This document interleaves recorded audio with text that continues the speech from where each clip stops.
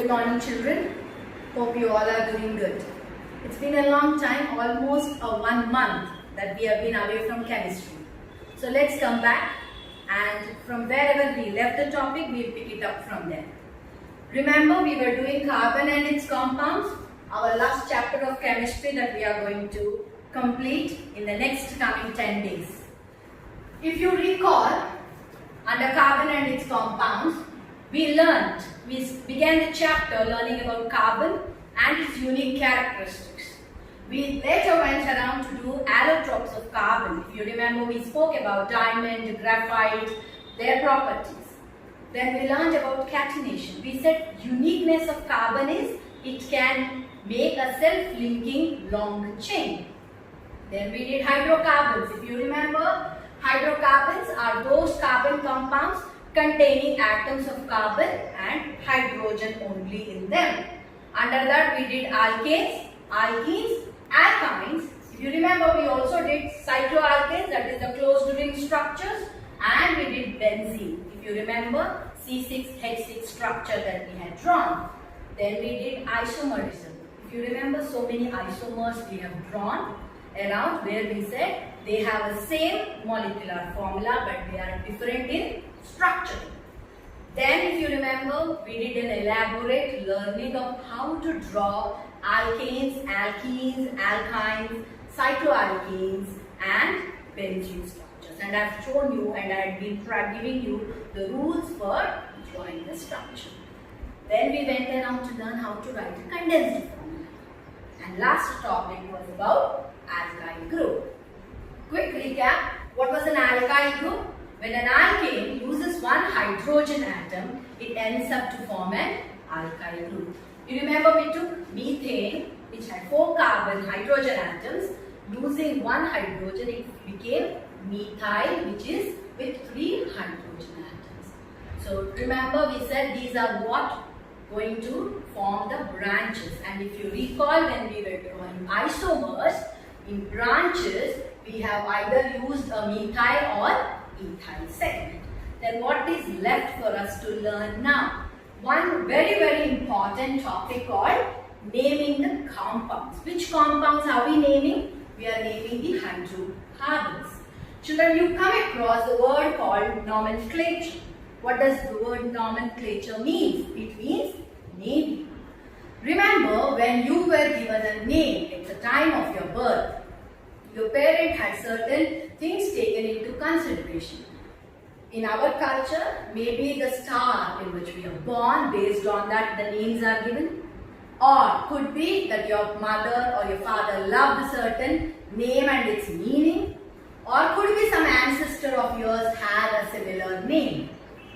So similarly, when it comes to compounds of carbon, we also have certain rules and regulations. So let's do one quick recap of rules and then we will start practicing. First rule is I have to know that the compound I am going to name has how many carbon atoms in its parent chain. You remember in isomers when we were drawing, we spoke about the main chain, which I called it as a parent chain. And anything which was attached to the parent chain was called as a branch. Right? So, even when I am naming the compound, I should know the number of carbon atoms present in that main chain or parent chain. The next rule I should remember is what kind of a carbon-carbon bond is present. If you remember, when we did alkanes, alkenes and alkynes, we said this, that an alkane has all single bonds between the carbon atoms. When it comes with alkene, it should have at least one double bond, and if it has at least one triple bond, then we call it as an alkyne, right? So next is straight chain. In isomers, we did N isomers. Remember that we have straight chain isomers. Similarly, here also we will check whether it is a straight chain or does it have any branch, right? And if there is a branch, then the rules vary when it comes to naming the compounds, right? So first we will stick to the straight chain and we will learn how to write or how to name the compounds which are in a straight chain. So let's take one example. Let me just write.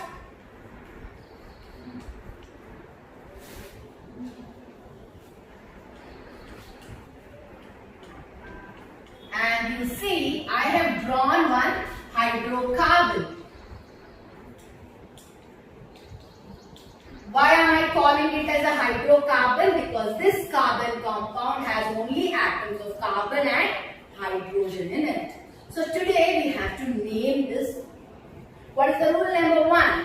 Rule number 1 says how many carbon atoms are there in the parent chain. Right? So here how many do I have? And remember I said for our convenience we always try to number it from the your right hand side and move towards your left hand side. So let me number it. 1, 2, 3, 4. And children, I am only counting the carbon atoms. Right? So how many atoms of carbon? 4. Recall what we said. If the carbon compound has 1 carbon, it was called meth. 2 carbons, eth. 3 carbons, prop. 4 carbons, but. 5 carbons, pent. 6 carbons, hex. And 7 carbons, hept. And now how many do I have? I have 4 carbons. Right? That means it is but. Right? Now, the next thing is type of carbon-carbon bond. That means bond between 2 carbon atoms. What bond? Single bond. Single bond, single bond. That means all are single bonds. If they all are single bonds, the suffix that is at the end of the name, I should be writing "ane". So single bonds. So that is your ane. Step number 3. Is it a straight chain or a branching chain? Children, do you see any branches here attached? Any other carbon compound attached to this chain? No. That means it is a straight chain. Now in a straight chain, what I have to do? Simply take these 2, that is but, and at the end of the but, add that "ane", and that becomes butane. So what is the name of this compound? Butane. Right?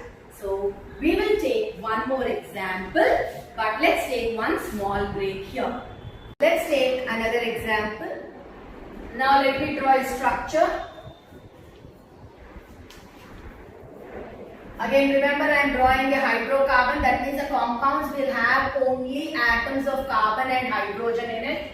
And remember, carbon has tetravalency. So 1, 2, 3, 4. 1, 2, 3, 4. 1, 2, 3, 4. 1, 2, 3, 4. 1, 2, 3, 4. And it's a hydrocarbon. So carbon done. What are these? These would be your atoms of hydrogen. Children, we are doing a revision, a recall of how to draw the structure of hydrocarbon also. So we are naming as well as learning how to draw the structure. So what is the rule number 1 to name the compound? Number of carbon atoms. So let's number them. And I said for convenience sake, we always start from the right side. This is the first carbon, second, third, fourth, fifth. So how many carbon atoms? 5. 5 means it's a pent. So 5 carbon atoms. So it is going to be pent. Now, what is the rule number 2? See the carbon-carbon bond. Bond between the atoms of carbon. It's a single bond. A single bond again, another single bond here, another single bond here. So all are single bonds. If all single bonds,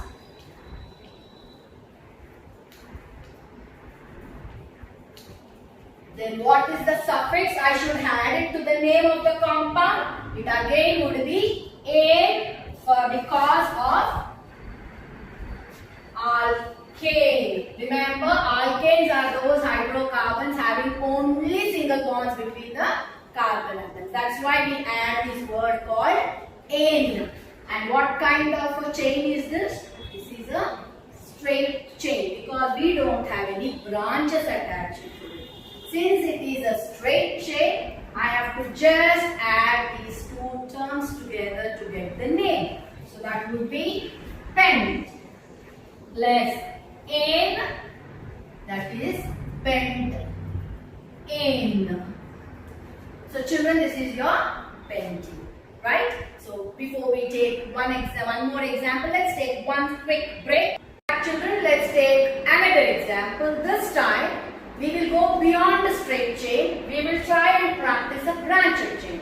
Remember, we have drawn isomers. So this is a segment where we will learn to name a branched structure. At the same time, let us remember how to draw the branch also. So let's take one example. I have taken a carbon chain and tetravalency condition 1, 2, 3, 4. 1, 2, 3, 4. 1, 2, 3, 4. 1, 2, 3, 4. And it's a hydrocarbon, means I have to put hydrogens around. But I am going to try a branch one. So for example, let me take this segment and I will put one carbon here. And this is going to be my branch, right? So let's fill hydrogens. 1, 2, here, here, and this is my hydrocarbon. But remember, it is not a straight chain because for the first time here, instead of an hydrogen, I have a branch. Now this branch, if you see, it is CH3. And what did I call CH3 as? It's a methyl. How was it formed? A methane lost one hydrogen to form methyl, and it's an alkyl group. So remember, there is a branch here. The rules will be little different now when I am naming the compound. But first rule is still the same. Let's count. Remember, I am counting only the carbon atoms in the parent chain. This is my parent chain, this is my branch. So parent chain में 1, 2, 3, 4 carbon atoms. Remember, parent chain has 4 carbon atoms. 4 carbon atoms means it's a but. Prior wala reminder if you see. Now, between the carbon atoms, rule number 2 is same. Between the carbon atoms, what bond? It's a single bond, single bond, single bond. Again, parent chain has all single bonds. Since it has all single bonds, it will go with ane. So that would be my butane, right? Now, if it was a straight chain, I would have simply written butane and left. But remember, this had a branch. So, a branched chain mein, I still have some more rules to follow. In a branched chain, first I have to see what was the branch. Was the branch an alkyl group or a halo group? Remember halogens, right? If it's an alkyl group, then is it a methyl group or an ethyl group? If it is an halo group, was it a chloro group or a bromo group or a fluoro group or an iodo group? Now here what group it is? My branch was an alkyl group. And in alkyl group that was a methyl group. So my branch is methyl. My branch is methyl. Right, and remember, where do I write methyl? I have to write it before the HC. HC, remember, I always use it whenever I say hydrocarbon ka short form for my remembrance. So before the hydrocarbon name, I have to put the branch name. So what is the branch name? Methyl.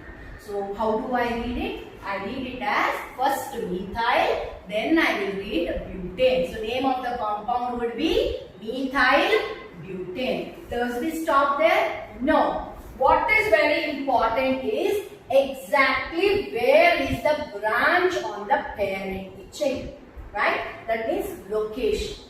It is very, very important. If you don't give an address, how would we know exactly where it is?